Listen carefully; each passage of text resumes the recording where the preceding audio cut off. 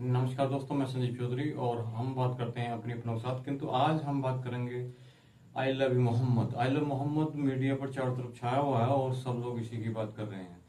तो आप लोग जानते ही होंगे, एक मुस्लिम समाज का लड़का नमाज पढ़ने के बाद आई लव यू मोहम्मद लिखता है और वो दिखाता है। उसके खिलाफ एफआईआर हो जाती है और पुलिस उसको पकड़कर थाने ले जाती है। उसको सही साबित करने के लिए एक बड़ी भीड़ इकट्ठा होती है और अपना ज्ञापन देने के लिए डीएम एसडीएम के पास जाने लगती है, जबकि प्रशासन अल्टीमेट देता है कि नहीं, आपको नहीं आना है, नहीं जाना है। पुलिस के कहने के बावजूद भी, प्रशासन के कहने के बावजूद भी भीड़ नहीं मानती है और अपनी तानाशाही के साथ एसडीएम डीएम के कार्यालय की तरफ बढ़ जाती है। और पहले से लगी फोर्स, वहाँ पुलिस फोर्स लगी मौजूद, उससे जाके बढ़ जाती है। और जो फिर होना था वही हुआ। पुलिस ने लाठीचार्ज किया और भीड़ को तितर बितर किया।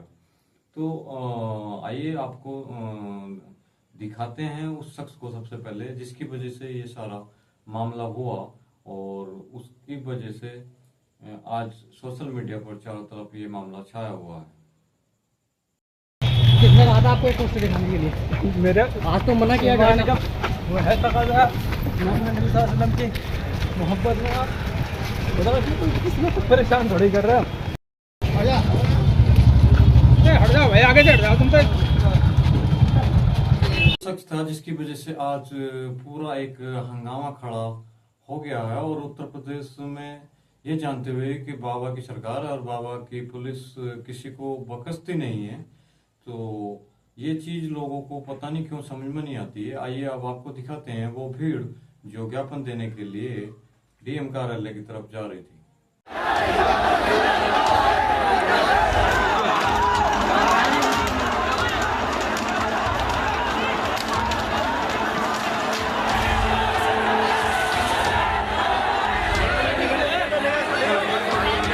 तो ये वो भीड़ थी जो डीएम कार्यालय की तरफ ज्ञापन देने के लिए जा रही थी और पुलिस ने उन्हें रोकने का बहुत प्रयास किया, लेकिन वो जाके पुलिस से भिड़ गए।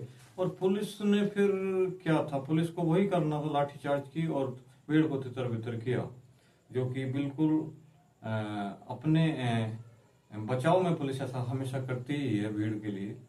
तो ये कोई बढ़िया बात नहीं थी।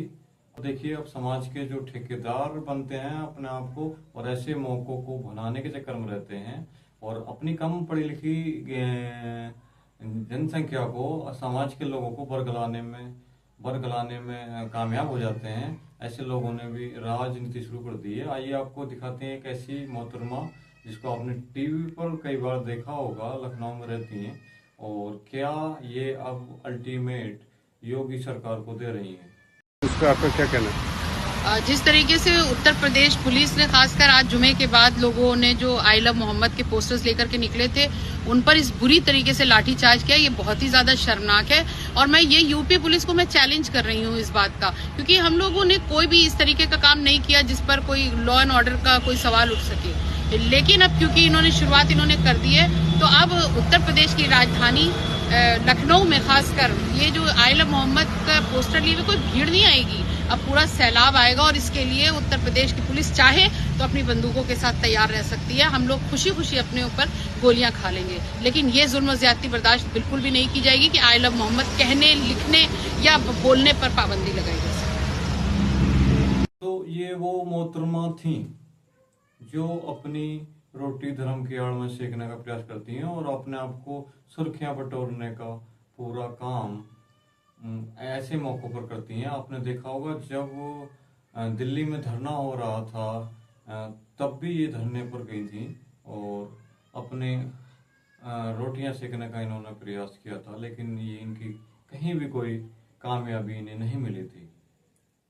अब आपको दिखाते हैं इस पूरी घटना पर जो माननीय प्रदेश के मुख्यमंत्री जी हैं, उन्होंने एक अपना भाषण दिया जिसको लेकर विपक्ष उनको घेरने का पूरा प्रयास कर रहा है और उनको असभ्य भाषा के रूप में प्रस्तुत करने का प्रयास कर रहा है। किंतु वो भूल गए, बाबा जो बोलते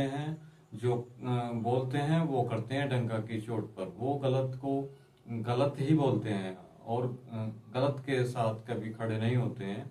ये चीज ये चीज लोग बार बार भूल जाते हैं। तो आइए सुनवाते हैं बाबा की वो क्लिप, आपको दिखाते हैं जिसमें जो बाबा ने बोला है, और विपक्ष वाले इस क्लिप के ऊपर बाबा को, योगीनाथ आदित्यनाथ जी को घेरने का प्रयास कर रहे हैं। तो देखिए, पर्व और त्योहारों के दौरान आपने देखा होगा, ये जब भी पर्व और त्योहार आते थे उत्पात शुरू हो जाती थी। अब उत्पातियों और उपद्रवियों को पता लगेगा कि 7 पीढ़ियां याद आएंगी उनको, क्योंकि कभी कभी बुरी आदतें जाती नहीं लोगों के, तो उसके लिए उनकी डेंटिंग पेंटिंग करवानी पड़ती है कायदे से, जिससे उनकी बुरी आदतों को हम ठीक कर सकें। और यही डेंटिंग पेंटिंग आपने देखा होगा कल बरेली के अंदर, हो मौलाना भूल गया कि शासन किसका है। वो ये मानता था धमकी देंगे और हम जबरदस्ती जाम कर देंगे। हमने कहा जाम नहीं होगा, कर्फ्यू भी नहीं लगेगा, लेकिन कर्फ्यू का सबक तुम्हें ऐसा सिखा देंगे कि तुम्हारी आने वाली पीढ़ी दंगा करना भूल जाएगी। क्या तरीका है ये? आप सिस्टम को ब्लॉक करना चाहते हैं। और यह प्रवृत्ति थी यूपी के अंदर, 17 के पहले यही होता था। और हम इसी बात को कह सकते हैं कि 17 के बाद हमने कर्फ्यू भी नहीं लगने दिया, लेकिन ऐसे बैरियर को चुन चुन करके वे जिस प्रकार की भाषा को समझते थे उस प्रकार की भाषा से उनको समझा करके उसको उसकी सजा दिलाने का काम भी किया है। और उत्तर प्रदेश की ग्रोथ स्टोरी यहीं से शुरू होती है। तो ये था बाबा जी का, बुलडोजर बाबा जी का इस पूरे घटनाक्रम पर